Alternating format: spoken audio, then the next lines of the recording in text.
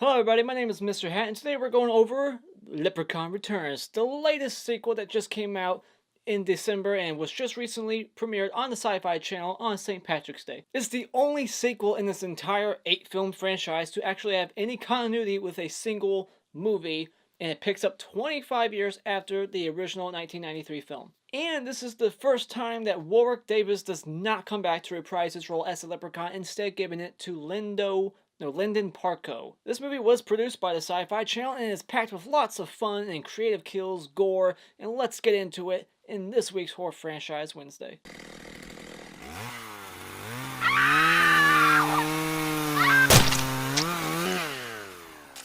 Leprechaun Returns. My feelings on this movie are a little bit mixed, but let me just go over the things that I did enjoy about this film. First up, this is the first time I can say this, continuity. This movie picks up after 25 years after the first film, and we get to see Ozzy making a return. We don't get to see Alex or Nate. We don't even hear a mention of them, but we do get to see Ozzy, and I love that. I love that they brought him back. He actually helps out. He's not just thrown in there. He's actually part of the plot. He helps the main girl defeat the leprechaun. He has a taxi service. I'm not sure if he has if he's working for Uber or something. I think he just has like his own taxi service. I might have missed something while I was writing something down, but he's a taxi driver. I don't even think he charged Lila anything. Her name's Lila. I don't know how it's spelled, but if it's Lila, that's really pronounced Lila, and that's German for purple. But yeah, I don't think he charged her any money, so just want to point that out. Another stupid little thing I want to point out is that she uses Boogly instead of Google, because they couldn't afford Google's name. And to go off of continuity still, we got the daughter of Jennifer Aniston's character, Tori, Lila.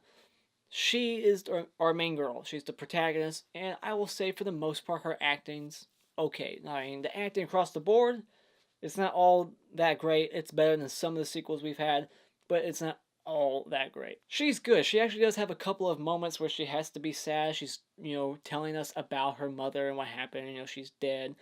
So she actually has some moments where she can actually show you her range, but throughout most of the film, she's just dropping one-liners. Another name they couldn't afford was Papa John's, so they wrote Legitimate Pizza on the pizza box. I never heard of Legitimate Pizza, but that's a great name for a pizza company. I hate to be the company called Illegitimate Pizza. No one's going to order from there. But I think the biggest positive, the one we all want to talk about, is the gore. And holy shit, I wasn't expecting any, because it's on TV. I saw this on TV when it premiered on Sci-Fi. So this is the day after. It's March 19th.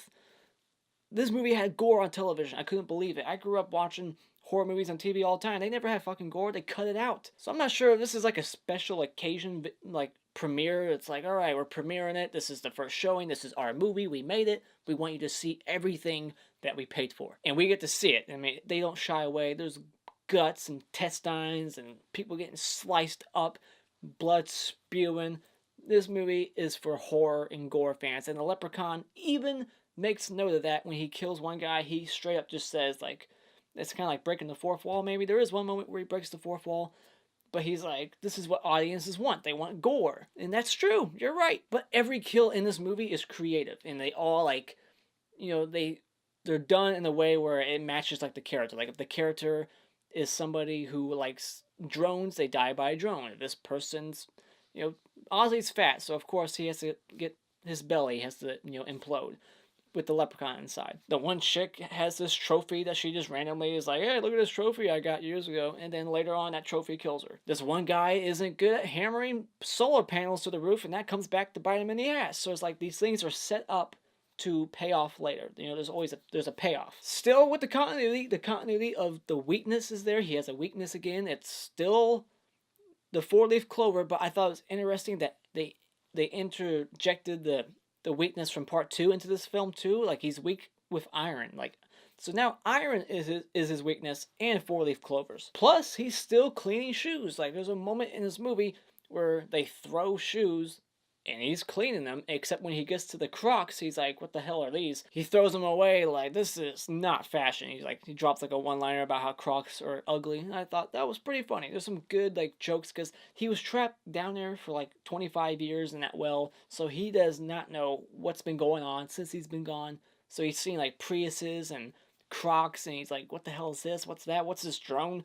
And people are taking selfies with him. He's like, what the hell is that device you have in your hand? So he's like a fish out of water. He's like, like coming out of the DeLorean, basically. He's like, this is the future to him. So I like that he's like completely unaware of what the hell all this stuff is, because that's something I forgot to mention in my other reviews, is that the Leprechaun will make all these pop culture references. It's like, how do you even know about this? You've been trapped in a crate for 10 years. You've been trapped there. It's like, you just wake up 1,000 years later and you're like, oh, it's finger licking good. How the hell do you know about KFC? The Leprechaun in this one, you know, Warwick Davis never really sounded too Irish. This guy actually sounds like legitly Irish. I don't know if he really is, but his voice, he actually sounds Irish. And since this is going off the first one, once again, continuity, he's still weak without his gold. If he doesn't have his gold, he's weak. He gets more powerful with all the gold he's getting. He's got 100 shillings, not just a buttload like in Leprechaun 4 and 2. No, 3. Was it 3? I think it was... No, I'm mixing them all up. But there was a couple where it wasn't just 100. It was just like, whatever. But just like the first one, there's just 100 pieces. And I felt it weird that they updated it from the bag to a pot now. And for some reason, Jennifer Aniston's character, Tori, Ozzy, and them, they somehow got the gold back from the Leprechaun, or maybe the Leprechaun left it at the truck, because it's still at the truck, and there's more continuity right there. There's so much continuity about this movie, and that's what I love about it. The gore and the continuity are the two biggest things that I love about this film. The house, they're back at the same location. It still looks the same. You got the well, you got the rundown truck with the gold that was inside it. It's still there. That's where they hid the gold for some reason. I love that the Leprechaun, he's just having fun killing. Like, yeah, his main, goal is to get the gold again, and I like that. But he also just wants to have fun killing. Like, he just says that a lot. He's like, I just got a lot of killing to do. I gotta make up for lost time. So he just kills a mailman with a mailbox. Again, like I said earlier, every kill pertains to that character. What's that character do? Kill him with that. So this guy's a mailman. We gotta kill him with the mailbox, because it's irony. That mailman kill is like the only situation in this whole movie where the Leprechaun teleports. Because how do you explain how he was in the mailbox, took the guy's head in, and then was just like all of a sudden running to the carrier car? How did he get there unless he teleported? But he doesn't teleport at any other moment of this movie, so I like that. Like I said in one of my other reviews, I hate when they give a villain the power to teleport, because that's just writing yourself in a corner. The Leprechaun can still mimic voices. He does it like 3 times in this movie, and 2 of those times he's mimicking Jennifer Aniston's voice. And whoever they hired to do her voice was damn good. It sounds just like Jennifer Aniston in some moments. You're like, holy shit, did Jennifer Aniston herself come back for this? I doubt it. I like that 2 people in a row that meet this Leprechaun, their first instinct is to take a selfie with him. Because they just think he's just some jackass wearing makeup. Like, what's this guy? Let's take a selfie. Let's not ask questions. Now let's touch base on my favorite kill of this franchise. After this video, I'm going to do a ranking video and a top 10 kills, and this is going to be right up there. We get a 13 ghost kill in this movie, except instead of sliding doors, we get a thick-ass solar panel. I'm assuming, to make this logically work, that it's the Leprechaun making this work, because in real life, this thing would bonk off his head and knock him out. But in this movie, a solar panel falls off the roof and kills Andy, slicing him right down the middle, horizontally instead of like vertically. We always see like up and down, but we hardly ever see this type of slicing, and I love it. I think it would have been even more cool if he just would have looked up and then cut his head that way, or maybe like go all the way down and then like stop halfway through in his chest and then fall back or something, just to make it even more creative. But the gore right there, awesome. Like, hardly any CGI is in this film. They use practical effects throughout, and they could have used CGI there, but I don't think they did. If they did, it wasn't really that noticeable. And I love how all the intestines and guts in him just stay in place. They don't just like fall out, which would be realistic. This movie's not going that route, so they don't. I love that the Leprechaun is just having a blast. Like, you can tell he's having a lot of fun. This new guy playing the Leprechaun, he's laughing a bunch, and he's just like doing things to torment the people. He's ripping his face off like Freddy Krueger. That was another great practical effect. And then I think there might have been some CGI there, but that was a fun moment. I like that. There's a moment in this movie that reminds me of Army of Darkness, where we get all these multiple leprechauns, like these tiny, like 4-inch tall leprechauns just on the ground. So we haven't got to see that in any of these other movies, so that makes this one stand out for that, and the gore, of course. But that's like this movie's version of like the leprechaun getting huge in part 4. Now we got like all these mini leprechauns. And I must agree with the leprechaun saying that the best way to help the environment is just to stop having children. That's really it. I agree with him. I'm not saying to kill babies or anything. I'm just saying, quit having so many damn kids. Listen to any Bill Burr album, that's how I feel. But now, before we go into my negatives, let's go over a couple of my awards real quick. The Hottest Chick Award's gonna go to the chick in the overalls. I completely forget her name. Sorry, maybe it's something, I can't even guess. I don't even know what her name is. But she was sexy in those overalls when she was dancing with that mop. And she's honestly the only beautiful girl in this entire movie. Everybody else was just very not attractive. Seriously. And the Clapper Award for the best scene is going to go to Ozzy. Anything Ozzy, I loved. I just loved seeing him, the continuity with his ear that was still like bit, seeing him go to the well and like have PTSD while he's looking at it, and then seeing him die, unfortunately. Anything with Ozzy, I enjoyed. Alright, now let's just go over stupid things I didn't like, things I didn't care for, and just little things I want to point out, because that's what I like to do. I think the big thing, if I had to choose a big thing that was like the big problem, you know, like what's the Bridget of this fucking movie, I would say the humor. It's not like Leprechaun 4 humor, but it only lands like half the time for me. And I feel like it's in moments where it shouldn't be. Like, this movie does not take itself serious at all. I feel like the first half-ish, or maybe like the first third, it's like half serious, half comedic, but then all of a sudden it just takes this very sharp left turn, and it's just like fucking Army of Darkness, corny, balls to the wall insane. Even the main girl, Lila, doesn't give a shit about the situation. There's like no gravitas. You don't give a fuck about any of these people. So there's another negative. The characters. I can't attach myself to any of these people. They're just these environmental, eco-friendly, save the world people. I'm not saying I want the world to end. Fuck those people. No, I'm just saying I didn't like them. I couldn't relate, and they weren't really that funny, and they were funny in moments where they really should not have been. But that was just this movie saying, hey, let's just go comedic and just stay comedic. You know, you got moments where that one chick who's banging the guy who got sliced in half, she falls on his body, that's sliced in half, and she's like stuck in his guts. Just moments like that, and she's like, is he dead? Like moments after he's clearly fucking dead, she's like, they go around the corner, and she's like, maybe he's still alive. Really? Come on, I know we're trying to be funny, but that's just juvenile humor right there. Like, you're making that character fucking stupid. Borderline retarded. We got this one character who's the obligatory bitch in a lot of movies where you just want them dead immediately.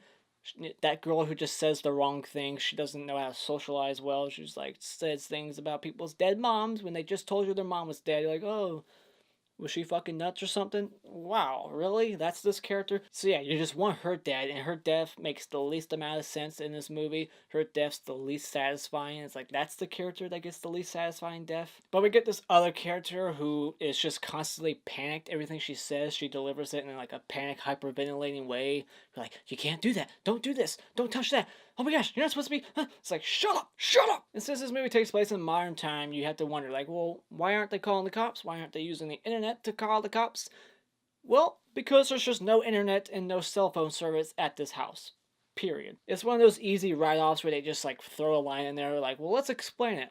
Why can't they do that? Well, because it's just not there, it's not available, because it's South Dakota, and South Dakota doesn't have internet. I also just had a hard time buying the idea that these girls wanted to go there in the first place to clean that place up, and, you know, seeing how stupid those characters are throughout the film and the things they say, I can't buy the fact that they even have any sort of carpentry skills or construction worker-like skills at all. I don't. There's no fucking way they do. But yep, they just know how to install solar panels all of a sudden. Are they taking classes on this shit? I know I shouldn't put too much logic into this, but I kind of want to. It's fun to nitpick, and that's what I'm here for. The way the Leprechaun comes back, at first, I didn't know how the hell he came back, so I was kind of mad throughout the whole movie. I kept like thinking about it, like, okay, this shouldn't be happening because he shouldn't be here. How the fuck is he back? But then after the movie was over, I thought back and I was like, maybe this is how he got back. And bear with me. So Ozzy, who swallowed a coin in 1993, 25 years later, still has that coin in his stomach. How? I have no idea, but to make that make sense, I'm going to insert this idea. Maybe he shits it out every night and then he re-swallows it after, sanitizing it. Because who wants to swallow their own shit covered germs feces? And just no. Sanitize it, re-swallows it for good luck. Maybe. Which would be ironic because it ends up killing him. So he re-swallows his coin every day. He hasn't been back to that well since.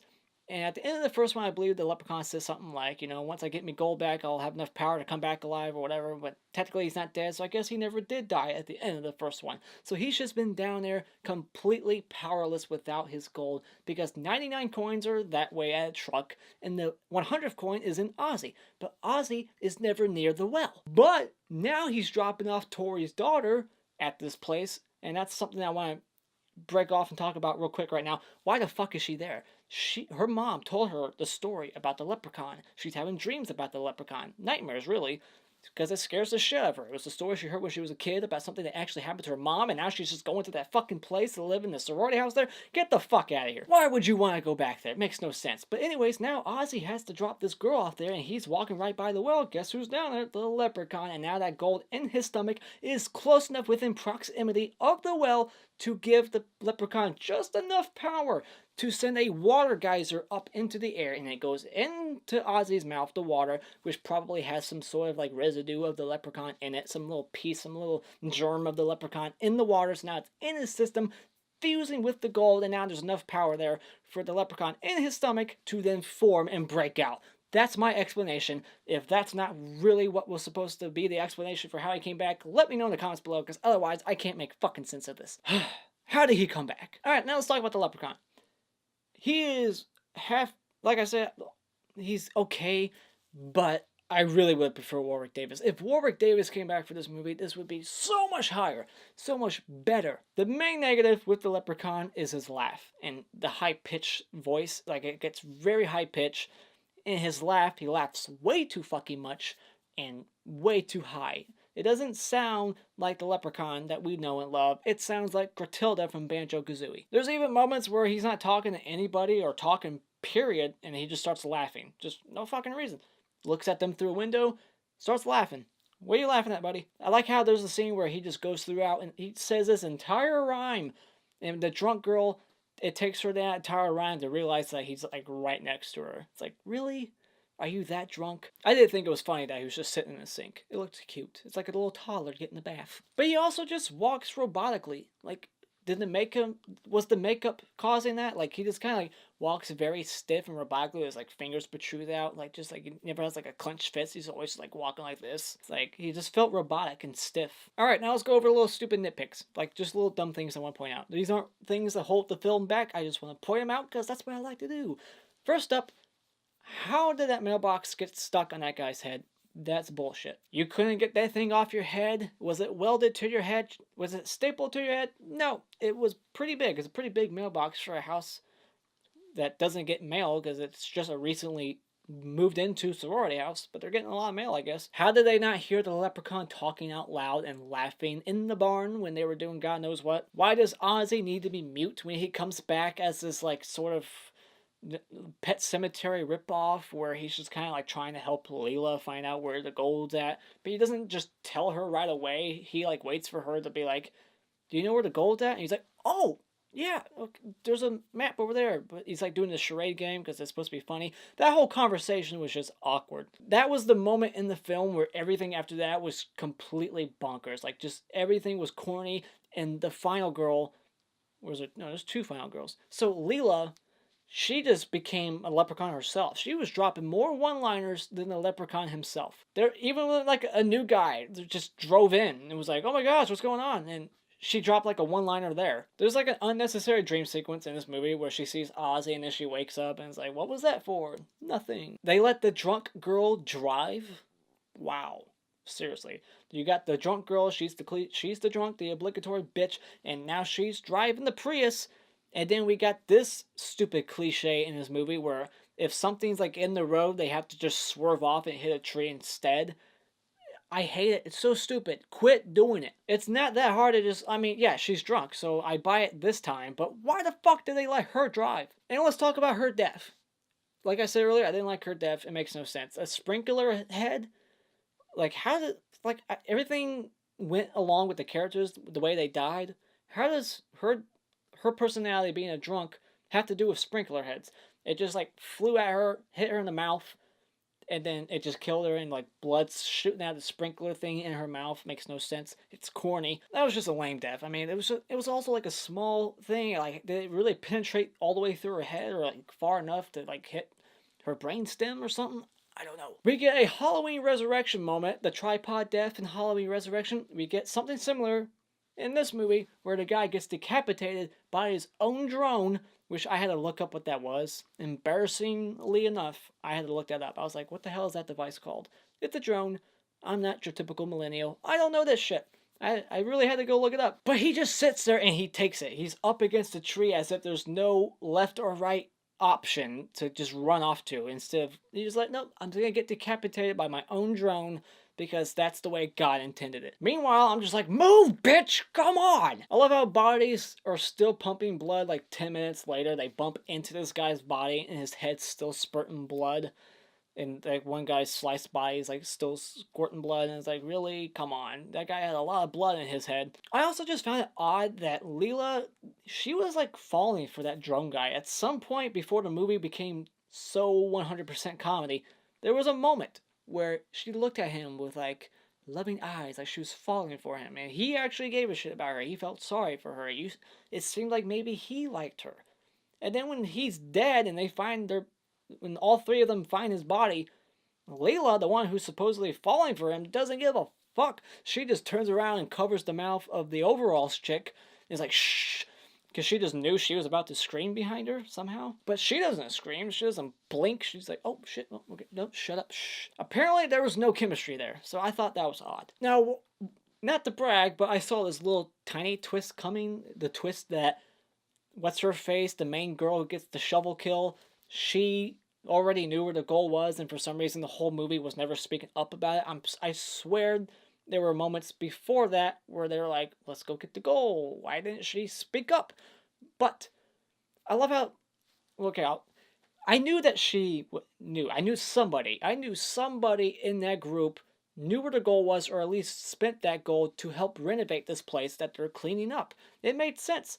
I'm not bragging like I'm so smart, but it was just like I saw that coming. But I want to point something else out. I love how they're like, they're getting down on her like, what the fuck? You took half the gold and used it to spend. It's like, you would too. I mean, sure, hindsight, yeah, 2020, you're all getting killed for what she did, but at the moment, you would have done the same thing. You're doing a good cause. You're doing solar panels and blah, blah, blah. You're trying to be eco-friendly and whatnot. You would have done the same thing. You would have taken that gold, traded it for cash, and did the same fucking thing. So quit giving her shit. And she's like apologizing for it. Like, I'm sorry. It's like, you didn't know this would happen. How could you? But yeah, I just knew somebody in this group, like 30 minutes into the movie, way before that scene was revealed, I was like, somebody here is not speaking up. I love that the bitch girl, Meredith, the drunk, when she like locks the girl, Lila, in the basement, you know she's about to do it because she's like hiding right behind the basement door. She's like, get in the basement. It's like, you're coming down with me too, right? Yeah. Just get in the basement. It's like, she's right behind the door, ready to slam it behind your ass. Is Lila stupid too? I think so. Evil lives on. We get another evil lives on ending, like Leprechaun 4. And they kill him like twice in this movie. Like, apparently, even though they established that, four-leaf clovers are his weakness, they kill him with it. He fucking blows up. He's not dead. He comes back. So what do they do then? They go, well, let's electrocute his gold that he's standing on top of. So then through the gold they electrocute him and he blows up after being electrocuted, which reminded me of part 3 when they they kill him, you gotta burn his gold, but they're electrocuting his gold now, but nothing kills him. So it's like, even though they're establishing these weaknesses and they're using them against him, it's still not killing him because they add another little lore, another rule. You have to destroy every little piece of the leprechaun. You can blow him up however the fuck you want, but you have to somehow burn every little square inch. And they do that too. They blow up the whole fucking house. And then you just see a hat on the ground. And that was enough of his body to just come back, I guess? I don't know. I like that it's hinting at a sequel and I want to see another one. But I'm just not a fan of Evil Lives On endings. I like a movie to seal it shut and fucking just end it. Alright, just end it. You establish these rules.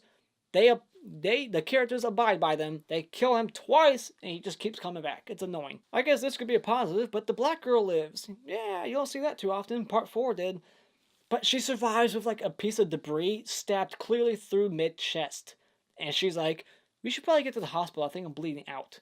It's like, yeah, I think you should be dead. I am a little bummed out they didn't mention Alex or Nate. It's like, where are they?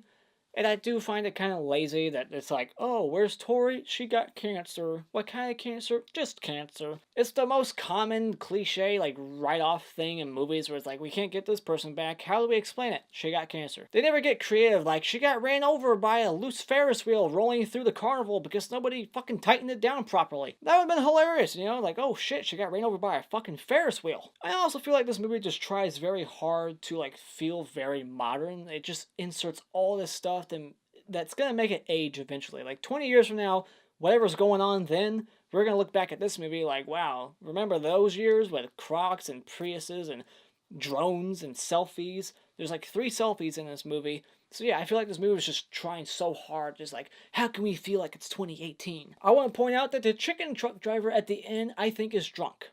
Because he's clearly got only 2 wheels on the road. It's not a small road. How can you not, seriously, just center it, buddy. So I would like to think that the leprechaun does die when the chicken truck driver crashes, because he's clearly drunk. And my final negative is that we get all these college girls, and there's no nudity. Maybe it's because I watched it on TV, but there's all this gore, but there's no nudity. There's a sex scene that happens off screen. You know, we hear about it. The leprechaun makes a joke like, you don't last that long in bed.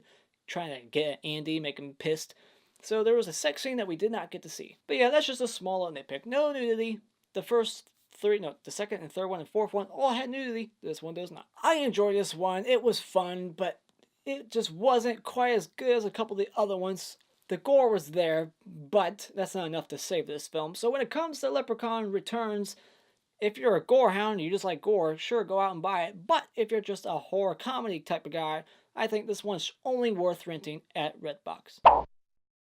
The Mr. Hat Award is going to go to Andy, who gets chopped in half by the solar panel. It's a very thick solar panel, so I have no idea how that happened, and it only fell like 10 feet, but whatever. Why put logic into this? It's awesome. And the worst kill is going to go to Meredith, the obligatory bitch who gets the sprinkler system in her mouth, and it somehow kills her. I guess it hits her brainstem or something. And just blood sprinkles out of her mouth, whatever, stupid. And those are my thoughts on Leprechaun Returns. Have you seen this movie yet? I don't think it's on DVD or Blu-ray yet, but is it your favorite sequel of the franchise? It's one of my favorite sequels, except Part 3, definitely my favorite. Let me know what you thought about in the comments below, and as always, if you enjoyed this video at all, you can support it by clicking on this like button, and you can support my channel by clicking my cartoon face in about 5 seconds to see more. And until next time, I'll be easy.